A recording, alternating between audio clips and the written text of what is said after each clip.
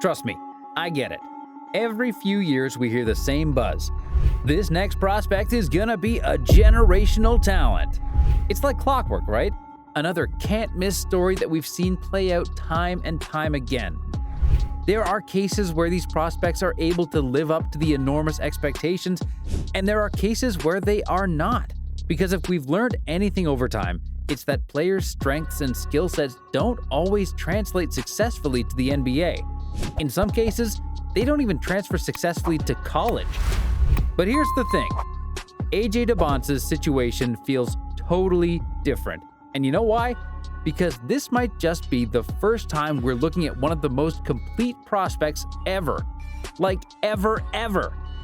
Finding flaws in his game seems like an impossible mission. And by the time you finish watching this video, if you're not already familiar with his style, you're going to understand why.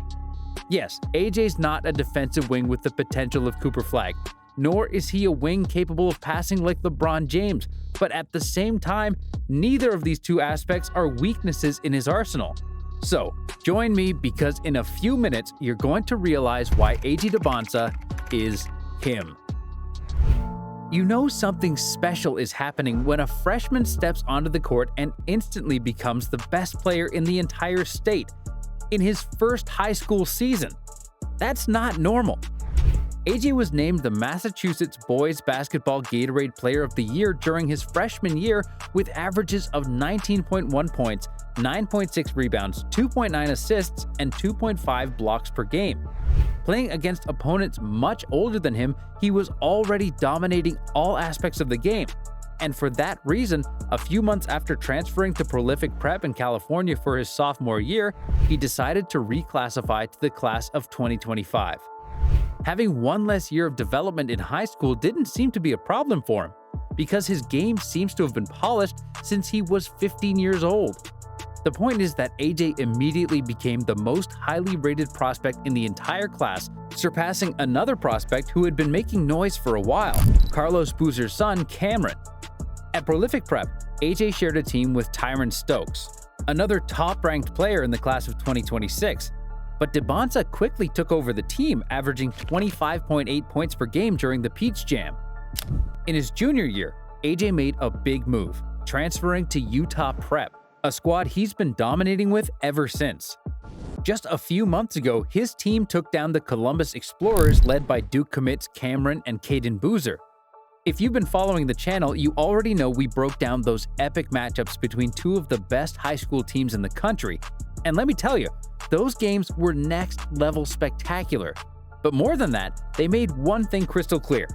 AJ Dybantsa is the frontrunner to be the #1 pick in the 2026 NBA Draft. No question about it. Even though his Division I debut is still months away, a fierce fight was expected to get him recruited. All major colleges wanted him, even if it was only for 1 year. Let's be real, AJ is a top-tier prospect, so it's pretty much a given he'll be a one-and-done in Division I. But here's the thing, the NCAA rules? Oh, they've changed, and not just a little. They've drastically changed. Back in the day, it was all about prestige.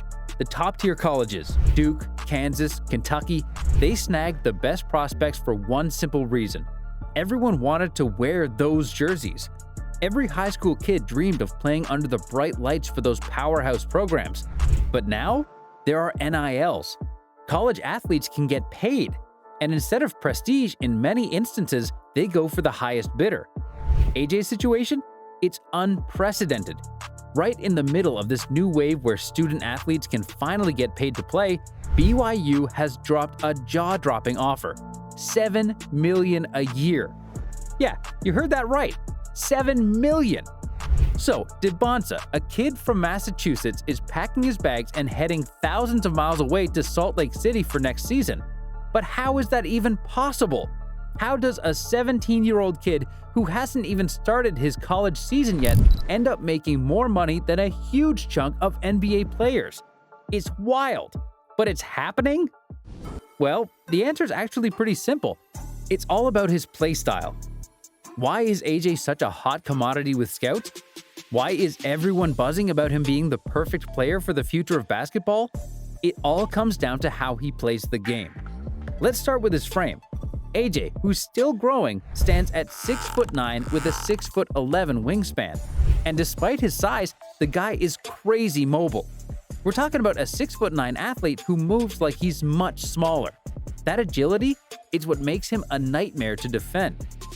He's an elite scorer, especially as a slasher.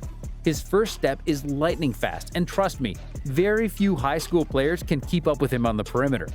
But even if they can, they're usually way smaller, which instantly creates a mismatch he can exploit. And once he gets into the paint, forget it. He finishes in so many ways. With insane verticality, AJ can hang in the air longer than his defenders, making him nearly impossible to stop. And if there's one factor that helps him be a great slasher, it's his incredible ball handling. AJ is crazy shifty. The swag is undeniable every time he handles the ball. He's got those crossovers, direction changes, and rhythm shifts down to a science. He doesn't even need to rely on his first step to throw defenders off. His skill alone is enough to keep them guessing. And let's be real, it's not every day you see a 6'9" guy pulling off moves like that. His dunking ability? Insane. Seriously, just check out his highlights. Athleticism? We're talking next level stuff. With that kind of athleticism, he's got a real knack for in-game dunks, and he's been showing it off all season long. Some of his best dunks are all over social media, like that insane under-the-leg slam. It's wild. Another reason AJ is such a great slasher? His perimeter game. See, with a lot of young prospects who rely on driving to the hoop, it's often a survival instinct. They attack the rim because their mid and long-range shots aren't quite there yet. Think Ron Holland from last year's draft. But AJ? He's not driving out of necessity. He's driving as a tool because his shot is deadly. He's a more than reliable shooter from anywhere on the floor. Seriously, his shot selection is so smooth and so smart that defenders can't leave him open for a second. They have to stay glued to him. AJ is the definition of a shifty shooter. Forget about the traditional spot-up shooters. He's in a whole different league. Sure, he can knock down a catch-and-shoot three, but that's not his go-to. In the games against the Explorers, we saw him hit surreal three-pointers. Shots that most players would never even consider, let alone take. But AJ? He's an exception. With his insane ball handling skills and the crazy elevation he gets on his shot, he's nearly impossible to defend. It's not that he generates space like Steph with his quickness or like KD with his frame. No, Dybantsa shoots right in the defender's face, hitting tight shots that seem like they belong in a video game. And he doesn't just take one or two of these impossible shots, he does it with a great volume. All of this, it makes AJ a killer scorer at the next level, the type of player who could potentially lead the nation in scoring. Now, while Dybantsa might not be an elite passer yet, don't get it twisted. It's far from a weakness. This guy can move the ball.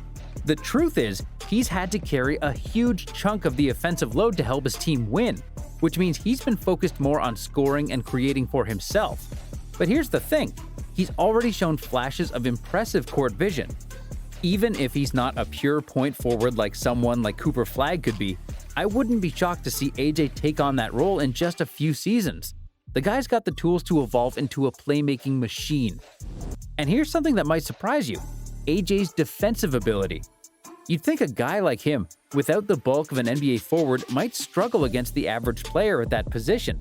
In most cases, a lack of weight could be a serious issue in the league, but not with AJ.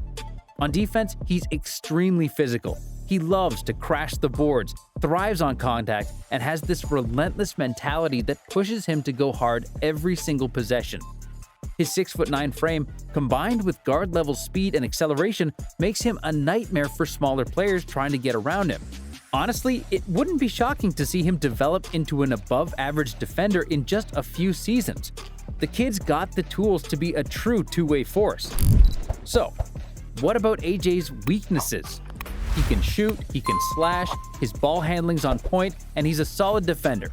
Does this kid even have any kryptonite? Well, honestly, maybe just his overall speed, but even that's a stretch.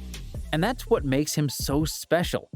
In an era where players are expected to be more complete than ever, guards need to be tall, bigs have to stretch the floor and be threats 20 feet from the rim, and wings are asked to do everything. AJ just seems like he's born at the perfect time. That's why so many people, myself included, are all in on him. He's him. Of course, anything could happen. With his upcoming season at BYU, there are lots of variables that could change the trajectory we're talking about. But let's be real. No one can deny that AJ Dybantsa is one of the most flawless prospects we've seen in recent basketball history. The real question is, will his mental game match his physical talent? To become a superstar, you don't just need insane skills, you need the mindset to back it up when the pressure's on and the stakes are high.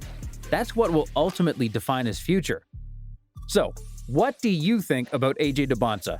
Is he really him, or are we just getting ahead of ourselves? And hey, if you're a BYU fan, congrats! You have got a potential game changer on your hands. For 1 year, at least.